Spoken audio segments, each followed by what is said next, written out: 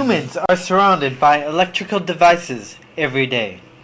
Electrical power lines crisscross the nation. These power lines give off electrical and magnetic fields. According to Hydro One's EMF position statement, there is not enough scientific evidence that these fields are harmful. But there is growing concern and even more mounting evidence that these fields are in fact harmful. I'm your host, Tristan Vasquez, and we'll be taking a deeper look at what is being called electrical pollution.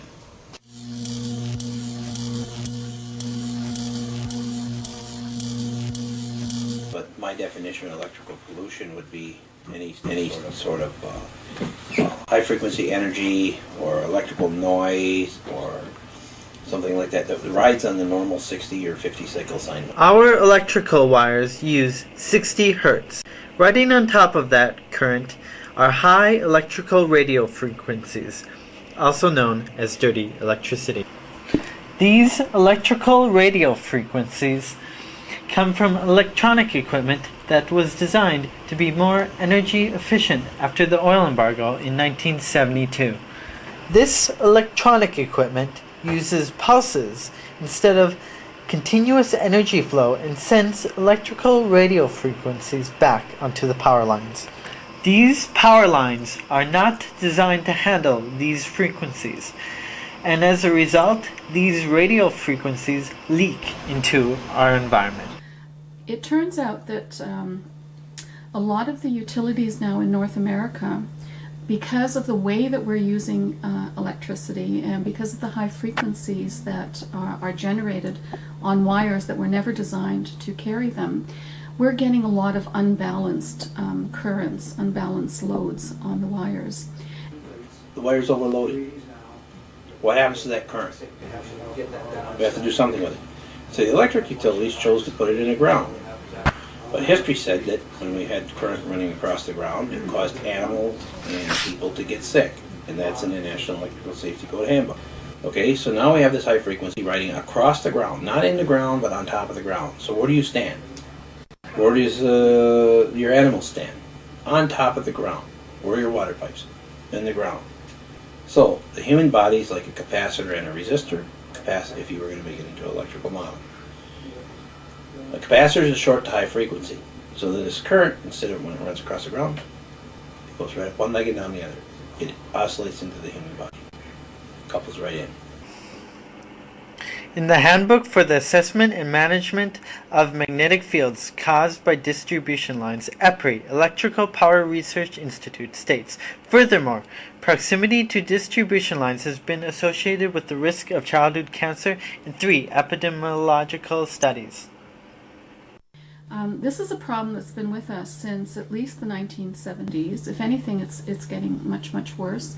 And it was first noticed on farms, particularly dairy farms. And I think one of the reasons that the dairy cow has become equivalent to the canary in the coal mine that told us that there were noxious gases and people had to get out, is that the cows are in constant contact with ground. And that's indeed what farmers have been noticing, is that in areas where there's a lot of ground current, their cattle simply aren't producing as much milk as in other regions. They often have foot sores. They often have other problems that they can't cure with antibiotics. So these animals have a lot of symptoms that's been attributed back to the ground current that's flowing.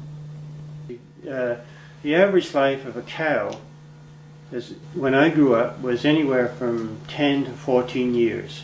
Now the average life of a cow is 2 to 4 years. That's what EMF and microwaves and cell phones are doing to the lifespan of a cow. The pituitary gland that produces the hormones for them in the body is totally blocked. Like it can't produce effectively the melatonin, well, not melatonin, oxytocin for the cow to let her milk down. So she never lets the milk down. It takes so long, so the machines are on a lot longer than they should be. And that gives aggravation on the teats, and of course EMF stimulate the production of E. coli, staph, and strep. So they're getting in there and creating a lot of infections in the cow. Ground current affects four main areas relating to cows: milking performance and behavior, herd health, nutritional intake, and yield of product. Commonly cited cow responses to electrical shock: 1. Intermittent periods of reduced production. 2. Increased incidence of mastitis. 3. Elevated somatic cell count in milk samples. 4. Lengthened milking times. 5. Incomplete milking letdown. 6. Extreme nervousness in entering milking parlor. 7. Reluctance to enter the milking parlor. 8. Reluctance to use water bowls or metallic feeders. 9. Altered consummatory behavior such as lapping water or splashing rather than normal drinking behavior. Structure of water makes the water molecules bigger. It gives it a metallic taste, so the animals don't like drinking the water. They lap the bowls and they just don't get enough water into the bodies. So they neutralize those minerals so they can't be absorbed into the body. In pigs, it creates very aggressive animals where they become really aggressive and bite the tails and ears. And notice in this footage here how the horses lift their hooves whenever there is an electrical spike in the screen above.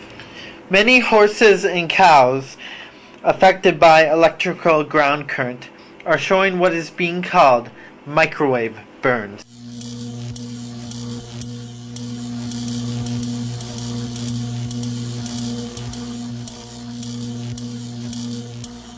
This is the Gram-Stetzer microsurge meter. This detects the amount of radio frequencies per second in the surrounding environment. Right now it is around 210 to 225 radio frequencies per second, also known as GS units or Gram-Stetzer units on this. And the safe limit is 30. As you can see, we're already above that. Anyways, we're going to turn on the TV, which is a high electrical polluter, and watch the electrical field go up.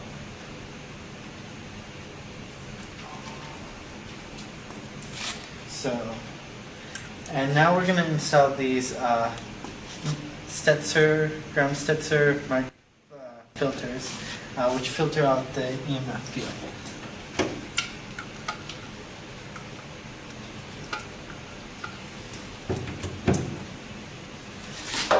And as you can see, it's dropped significantly from the 1,000 range to this range. It's still over the safe limit, but it's much better. So,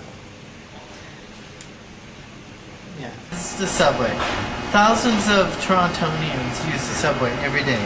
This is the amount of electrical pollution in the subway.